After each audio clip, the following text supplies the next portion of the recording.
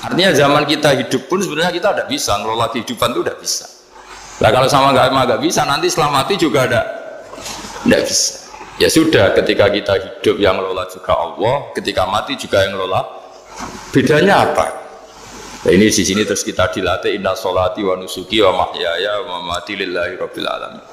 Tapi kenapa kita ragu terhadap kehidupan setelah kematian? Karena ketika kita hidup seakan-akan kita tahu cara hidup. Makanya Allah itu tersinggung betul ketika ada orang merasa bisa ngelola cara hidupnya.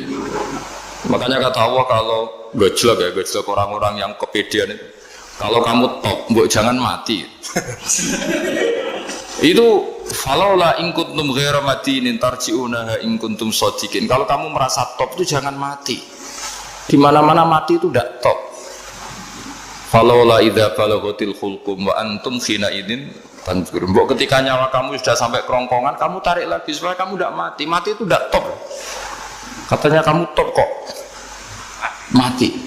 Jangan mati. Kalau top itu jangan mati, jangan miskin, jangan tua, jangan jadi jelek. Pokoknya top terus gitu. Itu digocol sama Allah. Tapi orang itu lupa bahwa nah ketika sehat begini kita seakan-akan ngelola kehidupan. Nah gara-gara merasa ngelola seakan-akan kalau mati lalu saya gimana ya kalau mati.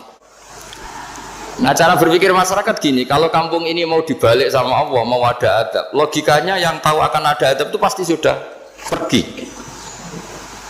Padahal Nabi Yunus pergi ini bukan karena takut adab, mangkel. Nabi Yunus itu minggat tadi abaqo itu. Abaqo itu kalau dalam bahasa Arab pergi gak pamit ya. Kalau orang Jawa bilang minggat. Kalau itu sebenarnya saking mangkelnya, saking emosinya, beliau akhirnya meninggalkan kaumnya tanpa pamit. Tapi kaumnya itu menjadi tahu bahwa ini serius Yunus. Buktinya dia agak berani di kampung, berarti mau ada adab betul itu. Dan efek positif dari teori itu, teori kultur tadi.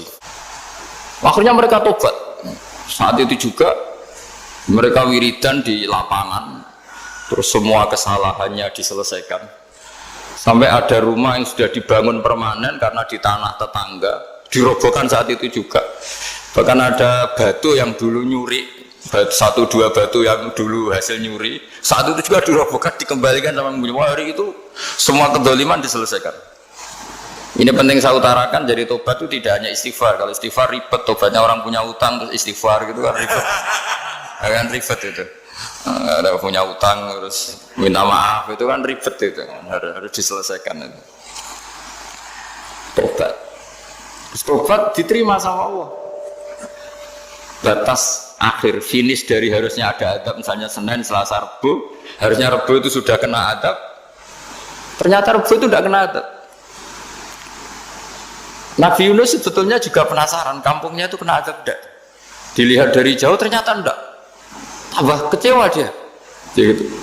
Wah ini saya kalau pulang pasti dibunuh karena saya jaga pembohong. Di masyarakat situ ada aturan siapa yang bohong dibunuh. Padahal Nabi Yunus ngumumkan nanti Rebu ada adab. Kira-kira gitu.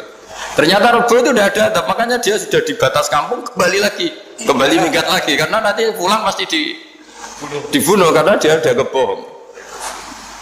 Ya akhirnya masyhur itu, terus dia ikut nelayan sekenanya, yang penting lari dari kampung, ikut nelayan sekenanya.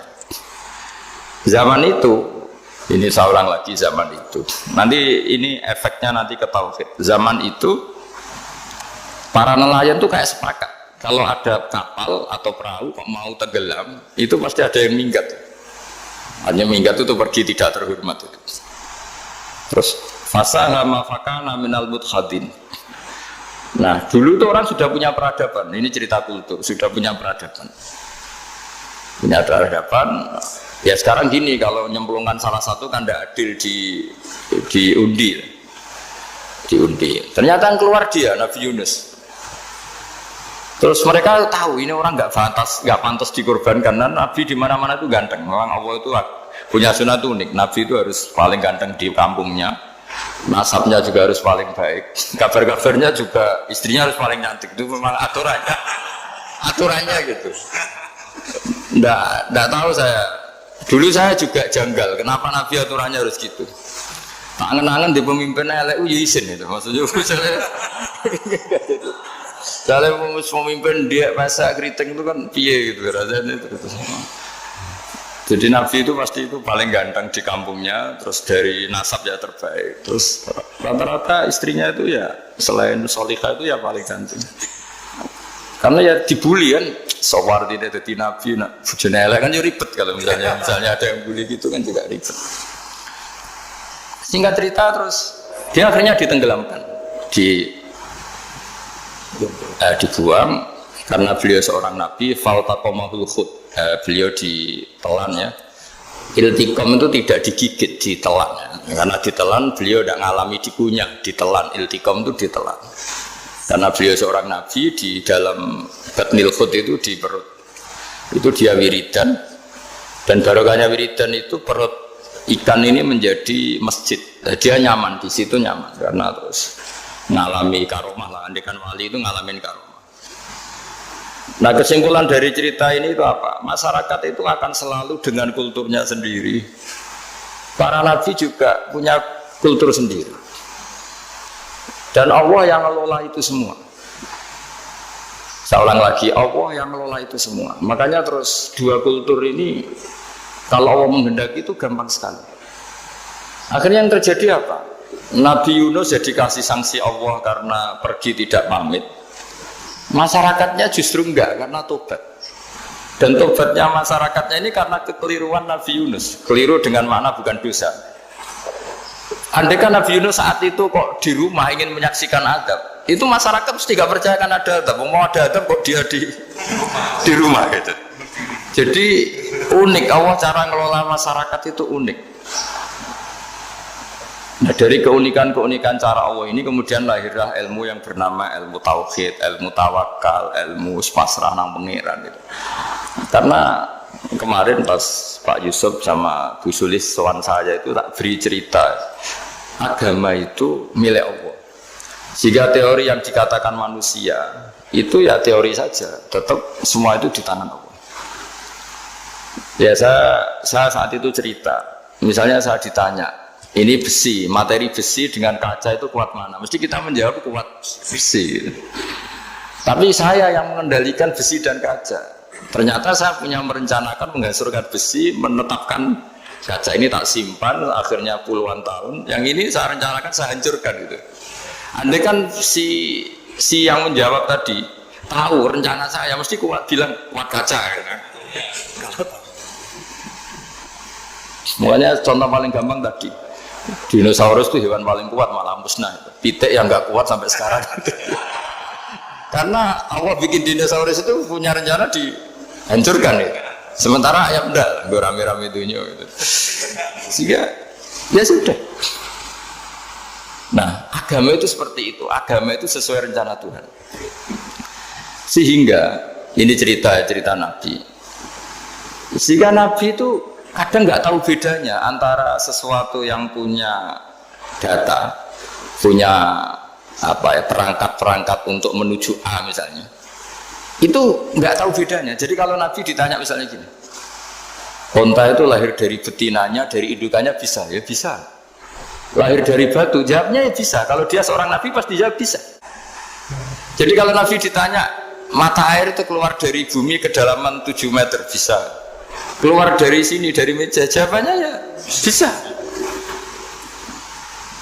Karena Nabi itu saking dekatnya Allah, tahu betul bahwa perangkat di dunia ini tidak bisa mendikte Allah. Semua itu kehendak Allah. Logika yang terbangun Nabi itu sebenarnya gampang ya. Kalau kita teliti itu hanya gampang, itu sesuatu yang benar itu pasti bisa dijelaskan secara gampang. Nah ini ngaji tauhid biar tidak terlalu berteori itu. Karena kalau saya cerita uang pinter jenengan. Dan saya tidak ingin pinter tentang uang. Tak beri contoh. Nah ini supaya nanti kalau sampean suatu saat meninggal ketemu mungkar nakir itu tahu cara menghadapi. Nanti tak warai tekniknya. Makanya ada cerita agama ini baik sekali. Orang bocorkan ujian nasional itu kriminal, bisa ditangkap Pak Rosidi. Tapi agama ini pertanyaan mungkar nakir dibocorkan semua kiai, itu nggak ditangkap sama mungkar nakir. Harusnya kan rugi karena ini pertanyaan Tapi semua kiai kan sudah membocorkan. Nanti pertanyaannya di kuburan itu man rabbuka, Tuhanmu siapa, agamamu apa. Itu kan sudah dibocorkan. Tapi itu nggak dianggap kriminal. Sementara kita sekolah SD, sekolah SMP bocorkan soal itu dianggap kriminal. Padahal harusnya boleh. Maksudnya kalau menuruti teori itu harusnya boleh kan.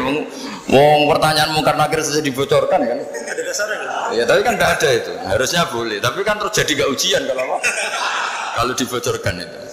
Artinya agama ini begitu baik. Pertanyaan yang taruhannya surga neraka saja dibocorkan. Kurang apanya baiknya agama ini? Pertanyaan sepenting itu dibocorkan. Dan kiai-kiai gak ditangkap sama mungkar nakir, ya udah itu aja. Saya ulang lagi ya supaya kita ingat fitrah salimah. Soal Anda modern monggo lah, tapi saya sebagai kiai akan ngajari kalian tentang fitrah salimah. Jadi kalau kamu itu benar-benar beragama, ini misalnya kertas, ini lempengan baja. Kalau kamu beragama, kalau ditanya kuat mana, ya terserah jenengan. Karena bisa saja kertas ini aku punya niat tak simpan di arsip nasional. Baja ini tak niatkan, tak luluhkan, tak hancurkan. Sehingga kalau kita ngomong ya secara materi harus ditambah ya, secara materi kuat gajah ya Allah. Tapi secara substansi jenengan ya terserah jenengan, monggo. Nah, di sini yang mulai orang lupa itu karena selalu menjawab pasti kuat gajah. Kata pasti ini yang akhirnya orang menghilangkan teori beragama. Berdasar logika aja. Berdasar logika. Nah akhirnya para nabi, para wali itu ditanya. Saya punya kitab karangannya Abdul Hamid, orang alim. Kitab itu dulu saya ngaji lama sekali, sampai sekarang saya pelajarin. Manusia itu dijebak hukum adat, padahal adat itu ya tidak terlibat. Misalnya kalau ada telur jadi ayam normal itu. Ya tadi indukan unta melahirkan unta normal itu, indukan sapi melahirkan sapi normal. Tapi kalau para nabi itu bilang ya agak normal. Nggak normal artinya tetap ada kekuatan Tuhan. Indukan unta tahu apa tentang unta? Dia punya kekuatan apa? Bisa melahirkan unta, bisa menciptakan unta di perutnya, bisa ada jantungnya, ada paru-parunya, ada ususnya. Dia bisa apa? Di situ ada tangan Tuhan. Gitu. Karena para nabi cara berpikir gitu, melihat tembok ya sama. Tembok sama indukan unta itu sama, sama-sama mungkin mengeluarkan unta. Sehingga ketika Nabi Soleh ditanya, bukti apa kekuasaan Tuhanmu? Apa bisa mengeluarkan unta dari batu besar ini? Jawabannya Nabi Soleh ya bisa, langsung saja bisa. Dan mukjizatnya Nabi Soleh masyhur itu keluarlah unta dari batu. Karena secara teori ya tadi, coba unta indukan itu apa seorang profesor, apa seorang ilmuwan sehingga bisa menciptakan anaknya itu. Apa dia terlibat dalam menciptakan jantungnya, paru-parunya, ususnya? Kan enggak juga. Telur bisa apa coba? Gobloknya bukan main telur itu kan. Tapi bisa mengeluarkan ayam, dia bisa apa? Nah, para nabi, para wali itu tahu semuanya itu kekuasaannya Allah. Nah, kalau karena kekuasaan Allah bedanya apa dengan tembok? Makanya Nabi Muhammad ketika di padang pasir, semua sahabat bingung, nggak ada air, ya Nabi santai aja. Ini gimana Nabi nggak ada air, nanti orang mati kehausan. Nabi ya santai aja. Kamu ingin air katanya? Iya. Nabi nunjuk apa itu ya sudah, terus ada air. Ada yang keluar dari jemarinya, ada karena Nabi itu nggak tahu bedanya antara ini mungkin dan tidak mungkin tuh, nggak tahunya itu ya semuanya itu Allah. Kalau kamu kan nggak, wah daerah gini nggak mungkin ada air. Ini kan padang pasir. Air itu biasanya di daerah hutan gini malah berteori macam-macam. Seakan-akan tidak ada Tuhan. Jadi kalau orang nggak bakat wali pasti berpikirnya gitu. Makanya nggak wali-wali itu memang nggak bakat karena itu kan artinya menafikan kekuasaannya Allah kan. Seakan-akan Allah tidak mampu bikin air di situ. Tapi kalau Nabi santai aja. Makanya Nabi Ibrahim ketika mau dibakar ya santai aja. Menurut beliau api bisa apa? Jadi itu meskipun hukum adat dia selalu berjalan ya. Normalnya api yang membakar di padang pasir, normalnya ya nggak ada air, normalnya batu ya nggak mengeluarkan unta. Tapi kamu jangan terjebak oleh keseharian yang Anda lihat. Tetap di balik itu ada kekuasaannya Allah Subhanahu wa Ta'ala.